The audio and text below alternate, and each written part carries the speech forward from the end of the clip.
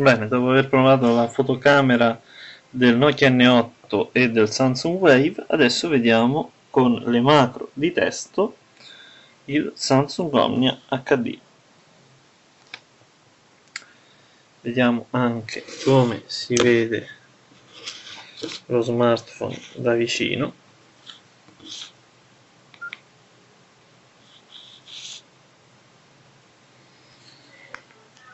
Vediamo anche il Samsung Wave come si vede da vicino.